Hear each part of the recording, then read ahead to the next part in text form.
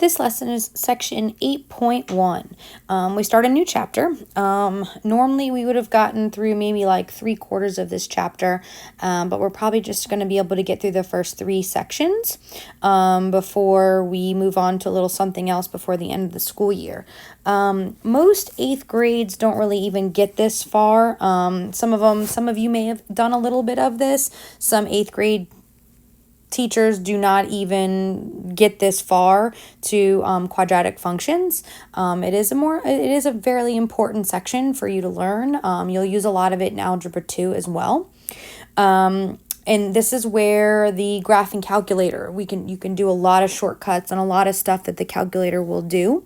I'm not going to spend too much time with those shortcuts with the calculator simply because not everyone has one. If you are really intrigued by that and you want to learn these shortcuts, I'll be more than happy to show you on the side. We can do a little Zoom or something like that to show you the shortcuts. They're really easy, but you do have to have the graphing calculator. A regular calculator is just going to help you with adding, subtracting, multiplying, and dividing any other calculator. So this section is on identifying quadratic functions. This is just laying the groundwork, a lot of vocabulary here, being able to identify different parts of a quadratic function. So first of all, to be able to identify if something is a quadratic function, it needs to be written in what's called standard form. Now we've learned standard form of a linear equation. This one is different. They keep using the name standard form over and over again, but this is standard form for a quadratic equation. What's most important about the standard form is that you have an x squared. If you have anything larger than x squared, like x cubed or x to the 4th, it's not quadratic function. If there is no x squared present, then you do not have a quadratic function. X squared has to be the highest power and it has to be there. The rest of it doesn't matter if it's there or not, but the x squared has to be there. The second thing is you can identify a quadratic function based on its graph. If its graph produces a U-shaped graph, the fancy name for that is called a parabola. This is either upward facing or downward facing. In this particular graph, I'm showing you one that is upward facing. It's curved on the bottom, so it is like a U, not a V. A V comes from a different type of graph. So this produces a U-shaped graph. And again, we'll refer to the name parabola quite often in this lesson. All right. Third thing you can do to identify if something is quadratic or not is simply from a set of points. Now, the first thing, sometimes they list it out like I did here in these fancy brackets. Okay, list you a series of points. If they did that, it's your job to then put it in a little table like I did below here. Sometimes you're lucky enough where they do put it in a table for you already, and that's how it's presented. Then it's one step easier. You don't have to do that. So first thing you want to do, you do want to do a quick check of your x values. Make sure that they all increase by the same value. Whether it's 1, 2, they could all decrease, but it's the fact that they all increase or decrease by the same value. Usually for our sake, they're not going to try and trick us. They're always going to give us ones that do have the same amount that you're increasing or decreasing by. Now, the y values. When I'm going to go through the same process here, but I'm going to look for something slightly different. So here, I added 1. Here to go from 1 to 4, I added 3. Here I added 5, and here I added 7. Now, when we did this back in chapter 4, we wanted these were called first differences. This is the difference between the y values, and they were called first differences. In order for it to be linear, those should have all been the same. Well, in quadratic function, we don't want them to be the same. We want the second round of differences. We want the difference between these black ones to be the same. And as you can see, they will be in this particular circumstance. They all increase by 2. So the red ones, these are called second differences. You want the second differences to be constant or the same. The first round, the black ones, you do not want them to be the same. If they were the same, then it's not a quadratic function. So let's do some examples. Directions simply state to tell whether a function is quadratic, and then we have to explain. So here's another table. So we're going to do a quick check. Let me look at my x values. Here I increased by 2, by 2, by 2, and by 2. my y values. Let's see what we got going here. I'll stick with the blue. Here I subtracted 6. I subtracted 2.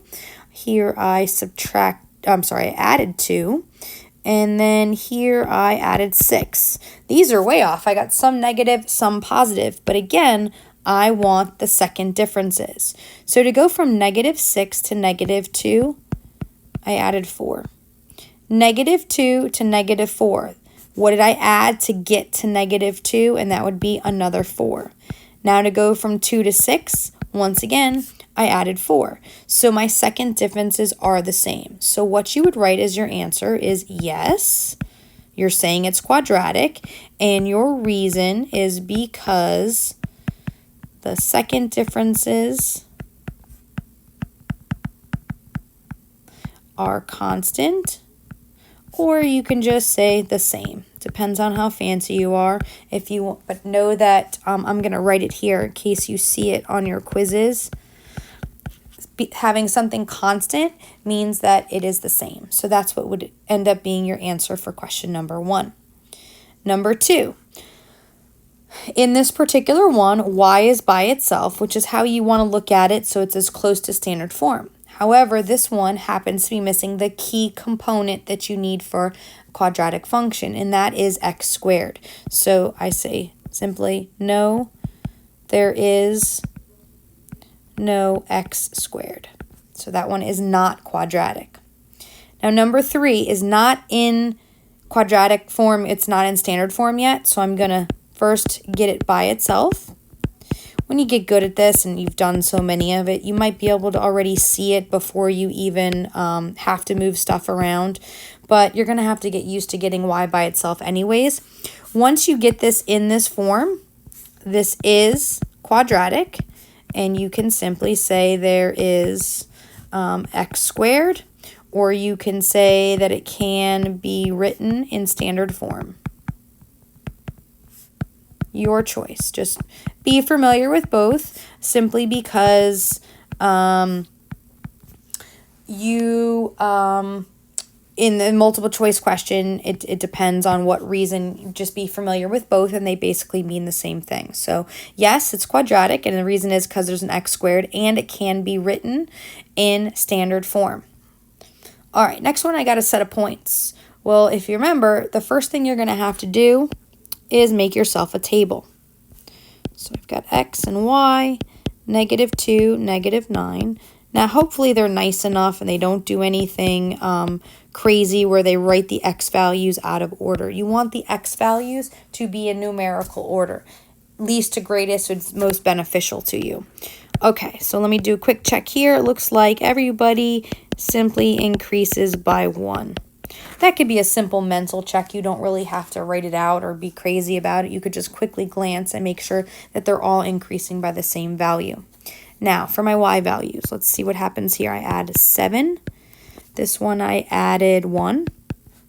Here I added 1. And here I added 7. Okay, well, my first differences are not the same, so let's check here. To go from 7 to 1, you subtracted 6. To go from 1 to 1, nothing happened. I can already see these are not the same. And to go from 1 to 7, you add 6. So the answer here is going to be a big fat no. And your reason is because the second differences are not the same. Or that you can say that they are not constant.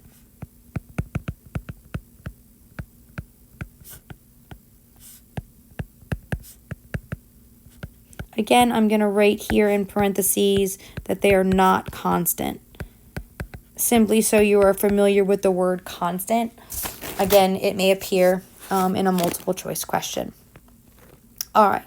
Next, we're going to move on to where you are graphing the functions. So they ask you to make a table of values. This is where a calculator with graphing functions, like one of those big expensive calculators, would really come in handy because it would do all the dirty work for you. If not, it's not that big of a deal. Just a basic calculator to get you through typing in the values. So here, this is all that's given to me is this equation y equals 2x squared. it would be your job to create a table. So way back when, we always said that the most popular 5 values, and again, we're going to stick with a minimum of 5 points right now, so that way you can get the entire curve. If you only plotted 3 points and those 3 points were like this, it's a little difficult to determine where this goes. Or maybe you have those 3 points on a curve. You may not be able to see that, okay, it comes down here and then it goes back up. So you want to get that whole entire curve where it boomerangs back up. Sometimes it takes more than 5 points. Sometimes 5 points is more than enough. It just depends on what's going on. So again, you want to select your 5 points, highly suggesting -2, -1, 0, 1, and 2. You might have to have a little wiggle room. Maybe you got to do +3, or maybe you got to do -3. You don't want to get crazy with any large numbers, because then large numbers means even larger numbers when you have to plot them in the graph. To get the y values, you're simply going to plug in each value one at a time for the x values. So for my first one was -2. I would plug in y equals 2 times -2 squared. When I multiply that out, I get 8. Next, I would plug in -1. 2 times -1 squared. Make sure you square the -1 first, then you multiply it by 2. And that gives me 2. Next, y equals 2 times 0 squared. 0 squared is 0. 0 times 2 is 0. Then I'm going to plug in 1, and then I'm going to plug in 2. Again, if you had the calculator, you would simply type that equation in and it would produce the table for you, and then it's just filling in the answers onto a quiz or a test or a worksheet or a homework or whatever. You wouldn't have to go through all this multiplication. Even though the multiplication you could do in your head, it's still... It does speed things up, especially if the problems are a little bit more complicated. So once you have your table, now I'm going to go and plot those points. -2, 8, -1, 2, 0, 0, 1, 2, 2, 8. Draw the curved line. Make sure the bottom curves and it's not like a pointed V, because again, that's a different type of graph. And you have your graph. So in question B here, it's almost the exact same equation. The difference is my A value is negative this time. So I'm going to go through the exact same thing I did over here, except each of these would be -2's that I'd be multiplying out. So as you can see, you get negative answers. Even after you square them, when you multiply it by -2, it gives you those answers. So in a little bit, we're going to show you what it means. This is a downward facing parabola. And soon we'll discuss what controls it, what makes it upward facing, or what makes it downward facing. So let's do one on our own. It says use a table of values to graph the quadratic function. Okay, so my table of values, I've got x and y. Again, I'm going to use the same 5. And I'm going to plug each one in. So this is y equals -2 squared plus 2. That would give me 4 plus 2, which is 6. So my first point would be at -2, 6. I'll plot them all at once in 1 second. That way I don't have to keep going up and down. Y equals -1 squared plus 2. -1 squared is 1, plus 2 is 3. So my next point is going to be at 1, -3. Next, I'll plug in 0. 0 squared is 0, plus 2 is 2. Next point is at 0, 2. Then I'm going to plug in 1. Now, even in your most basic calculator, you probably could do, I don't even need a calculator, the math isn't that crazy, but you can just, you wouldn't even have to really write out the work that I'm doing here. I'm just being dramatic to show you where it's coming from. And my last point is at 2, 6. Okay, so let me draw this.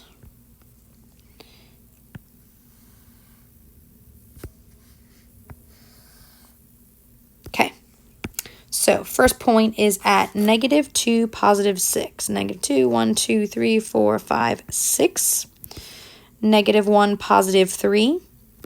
0, 2, 1, 3, and 2, 6. And as you can see, once I do this, curve it around, put my arrows. Arrowheads always have to go on it to show that this graph goes on forever in that direction, just keeps getting wider and wider. And there's your graph from that particular equation, y equals x squared plus 2. Also remember, they do bring back that whole f of x thing. So if you see this as your equation instead, it's just fancy. It means exactly the same thing. So just in case they do bring that f of x, that means it's a function of x. Just replace it with a y. You don't have to get spooked by the fact there is f of x. All right, now, I told you earlier when we're discussing the direction of a parabola, whether it's upward facing or downward facing, what controls this is the a value, that number that is in front of the x squared. If it's a positive value, you are going to have an upward facing graph, means it's going to open upward, like I drew this cute little picture over here with the blue parabola. If a is negative and it's downward, that's going to make it downward facing. Now, before you can make the decision if it's going to be upward or downward, you do need to put the equation into standard form, meaning you do need to get y by itself. So going back up to this one right here, I had an upward and a downward facing graph. The only difference here is in this top one, my a value is positive 2. Notice I have an upward facing graph. Down here, my a value is negative 2, which shows that you have a downward facing graph. So that right there alone tells you what direction it's going to be in. So our next type of question simply is going to ask you if it opens upward or downward. So you're just looking at the a value. So in this first example, y is by itself, it's in standard form, and my a equals 4. So since it's positive, that's going to make this upward facing. So all you would have to write is upward. The second one, notice y is not by itself. So before I can make the decision if it's upward or downward, I do need to get y by itself. And when I do that, that negative, or that subtraction of 2x, makes the a value negative. Therefore, this one is downward facing. Number 3. Again, I told you about that whole f of x, how it's coming back. That's the same thing as y. And here I'm going to look at my a value. My a value is negative 4. Therefore, since it's negative, this is going to be downward facing. It's a pretty easy section. Next, we talk about the vertex. This is either going to be the highest or lowest point on a parabola. If a parabola is upward facing like this one on the left, your vertex is going to be down here, and therefore it's going to be at its lowest point because it's the absolute bottom part of the graph. Therefore, it's also called the minimum. Now, if I have a downward facing graph, my vertex is going to be up here on top, and now it's going to take on the position of being the highest point, which is also, in this case, going to be a maximum. So here they had a little table, and if, again, a graph is upward facing, you are going to have a minimum. And that minimum, its location is whatever the y value is. In this case, my y value is at 0. Again, if it's downward facing, you're going to have a maximum, and it's going to be whatever the y value is of the vertex. Remember, it's the y values that are going to indicate if it's a maximum or minimum to help you determine. It's just the y value. So let's look at these examples, and we'll do 2 on our own. This is identify the vertex of each parabola. Then they wanted you to give the minimum or maximum value of each function. So this identifying the vertex, they're nice enough that they put a nice solid dot to locate where the vertex is on both of these. So right now you're just eyeballing it. You're naming that location of that point. This is at 1, 5. Now, it's a downward facing graph. A downward facing graph, this is its highest point, so it has a maximum, which you can abbreviate as max, but again, you're not really going to be writing this out. It's going to be multiple choice, and you're going to notice it's a maximum. And again, it's just whatever the y value is. And the way it's set is that a maximum is 5. For B, again, I'm going to eyeball where my vertex is, which in this problem, it's -2, -5. And it's upward facing, so this is its lowest point, which would be a minimum. So you could just write min, or in this case, minimum. And again, it's just a repeat of the y value. So let's try 2 where the answers aren't right in our face. Let's look at this one. And this, I'll show you what you'd be writing if you had to do this yourself or identify. Okay, so my vertex, I'm going to locate it. Again, they gave me a nice solid dot. Later on in this chapter, that dot's not there. We have to do all kinds of mathematical work to find it. But for right now, I can just eyeball it, and it's going to be the vertex, and it's written as a point. Make sure you put parentheses around it. And this is at -2, 5. Downward facing graph means this is its highest point, so I would have a maximum. My maximum is located at the y value, which is 5. For 4b, my vertex is at 3, -1. Again, it's written as a coordinate point with parentheses around it. This time, this is a minimum because it's its lowest point. And again, it's just a repeat of the of the y value. So my minimum is simply going to be at -1. All right, the last type of problem that is covered in this section, the last bit of vocabulary, is being able to find the domain and range. So once again, we did this when we were in chapter 4, when we had linear graphs or graphs in general. You need to remember that domain is always going to be the x values. It also represents the width of the graph. It goes left to right. Now, because a parabola gets wider and wider and wider, and goes on forever, its answer is all real numbers. So the way you'd write something like that, and you could just write a D for domain, you would just write either all real numbers or that symbol, which is, if you remember, it is the letter R with another like stick through it or another strike through it. So that's what you would write. Now again, in a multiple choice, some of you put all kinds of things. Infinite solutions, you put all kinds of crazy answers, the infinitely many real numbers, all kinds of crazy combinations. Remember, in a multiple choice test, it's all real numbers. So it's very specific, and that's what it has to be. You're probably not going to see that symbol too much in one of my multiple choice tests, simply because that's not a key on the keyboard. But in the future, you'll see that as, or you'd have to write it yourself. Okay, now for range. Range is the y values. This is the height of the graph starting at the vertex. It's very specific. It has to start at the y, and it's either going to go up, which means it's greater than or equal to, or it's going to go down, which is less than or equal to. It's always going to be or equal to. You're always going to have that bar underneath it because we don't have any holes in our graph. And that's all kinds of fun stuff you'll learn in Algebra 2. So it's always written as an inequality. It's greater than if you had an upward facing graph. Downward facing graph, it's going to be less than. So let's practice that. In this first example, they just simply say to find the domain and range.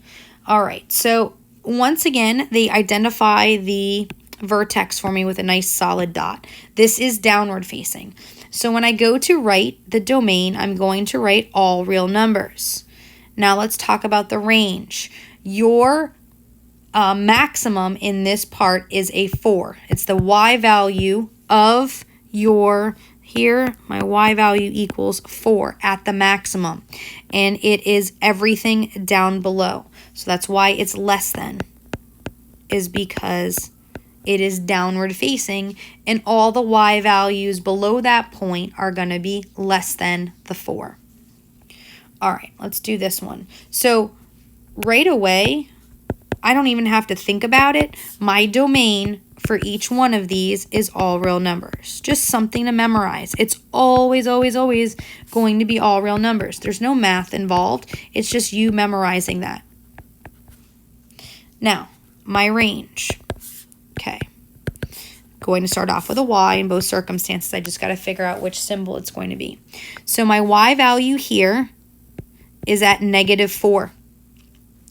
And this one is going above that -4. It's an upward facing graph. So since it's upward facing, it's going to be greater than or equal to that y value of -4. So this is my domain and range of number 5A. 5B, my y value right here is at +3 and it's downward facing. So being that it's downward facing, this is going to be a less than or equal to symbol. It's less than because down below it's downward facing. And again, it's always going to be or equal to. And I'm going to put the y value of 3. Okay, so a lot of vocabulary here. What I want you to work on before we return to Zoom is you're going to complete page 526, 2 through 20 evens. I think you might have to draw like one graph and the rest are pretty easy from there. So I'll give you a time once we meet in Zoom. I'll tell you what time to return and I'll see you in a bit.